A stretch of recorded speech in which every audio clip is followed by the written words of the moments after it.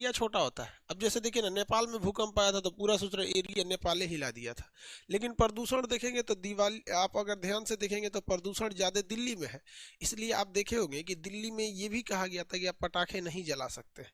Reason क्या है कि दिल्ली में पोल्यूशन बहुत ज्यादा है, घुटन होने लगती है दिल्ली में। आप अगर दिल्ली में है 25-30 फ्लोर पर खड़े हो जाइए बिल्डिंग पे, नीचे देखिएगा तो आपको साफ दिखाई देगा प्रदूषण है। जहां से उतरिएगा तो आपको प्रदूषण दिखाई देता है।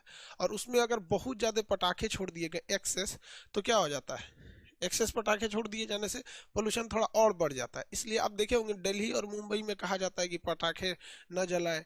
पंजाब में कहा जाता है पराली न जलाएं। बाकी सब जगहों के लिए गाइडलाइंस नहीं आते हैं, क्योंकि बाकी ये जगह पर उतना प्रदूषण नहीं है। तो वाइट फूट पैरों में क्या होने लगता है, खुजली होने लगता है। तो हमारे अगल बगल में जितने भारत के जितने जगह हैं जो नदियों के किनारे कहीं ना कहीं है, वहाँ के पानी में आर्सेनिक की मात्रा बहुत ज़्यादा होता है। तो अगर आप उन नदियों, उन पानियों में, गांव वगैरह या बरसात के पानी में अगर भीगिएगा तो आपका पैर में पानी लगेगा। पानी तो सूख के चला जाएगा, लेकिन उस पर क्या छाप देगा, आर्सेनिक। उस पर क्या छाप देगा भाई, आर्सेनिक छाप देगा। और जब कभी आर्सेनिक छाप दिया, बहुत ज़्यादा ज़रूरत से ज़्यादा आर्सेनिक अगर छाप दिया, तो आप समझ जाएंगे आपको क्या हो जाएगा, खुजली हो जाएगा, वाइट फूट हो जाएगा। खुजली यानी क्या हो जाएगा, वाइट फूट हो जाएगा।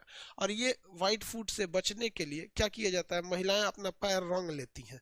देखते हैं दुल्हन सबको क्या करा जाता है, पैरवा रंग दिया जाता है। तो खुश होती है, लगता है कि हम सुंदर दिख रहे हैं। बउआ सुंदर के लिए नहीं दिख रहे हैं, तो रस दिन भर बैल के जैसन खटवाना है। पैरवा में दिक्कत हो जाएगा तो खटेगा कौन, इसलिए लाल रंग से रंग दो, कि उस रंगवे के ऊपर आर्सेनिक की परत चढ़ जाएगी, रंग उतरेगा, आर्सेनिक उतर जाएगा। नहीं से उसको खजुआट हो जाएगा। महिलाओं को बस एक बहाना चाहिए, तनी सा कुछ हो गया, अरे बाप रे बाप, काम ना करेंगे, डॉक्टर के पास ले चले। समझ गया, देखे डॉक्टर के पास देखे तुरंत भागो। अगर महिलाएं ना हो तो 80% डॉक्टर बेरोजगार हो जाएगा। Two, sulphur dioxide. भाई साहब ये जो प्रदूषण है ये कैसा है, अम्लीय है कि उदासीन है? तो भैया ऑक्सीजन दो ठो है, इसलिए कैसा है, अम्लीय है। कैसा है, अम्लीय है। ये ऑक्सीजन दो ठो है, इसलिए कैसा है, अम्लीय है। इसमें मेनली ये ज्यादा डिफेक्ट करता है फेफड़ा को। क्या करेगा, फेफड़ा को इफेक्ट कर देता है। ये पत्थरों को तोड़ देता है। ये पत्थर जो होते हैं ना, पत्थरों को क्या कर देता है, गला देता है या पीला कर देता है, जिस वजह से पत्थर झड़ने लगते हैं। आप देखिएगा हवा में SO2 की मात्रा ज्यादा है, सल्फर डाइऑक्साइड की मात्रा।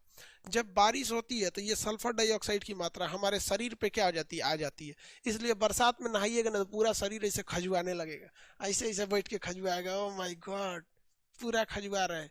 इसलिए बड़े बुजुर्ग कहते हैं बरसात में नहाए हो ना, तो तुमको क्या करना पड़ेगा, एक बार घरे भी नहाना पड़ेगा। बरसात में नहीं नहाना चाहिए, खास करके तो पहली बरसात में तो नहाना ही नहीं चाहिए।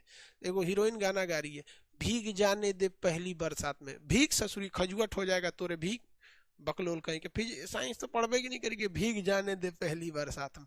पहली बरसात में नहाएंगे तो 1 साल का कचड़ा आपके दहिए पे पोता जाएगा। तो उसी तरह हवा में क्या होता है, सल्फर डाइऑक्साइड होता है। ये सल्फर डाइऑक्साइड जो होता है, SO2, ये बारिश के बाद आपके मकानों पर आ जाता है। तो कई मकान ऐसे होते हैं जो बाहर से सीमेंट के प्लास्टर नहीं किए गए रहते हैं, तो उनका ईंटा देखिएगा झड़ने लगता है। उनका ईंटा खदड़ खदड़ के झड़ने लगता है। आप इस चीज को देखे होंगे, गांव वगैरह में गौर कीजिएगा, ईंटा खदड़ के झड़ने लगता है।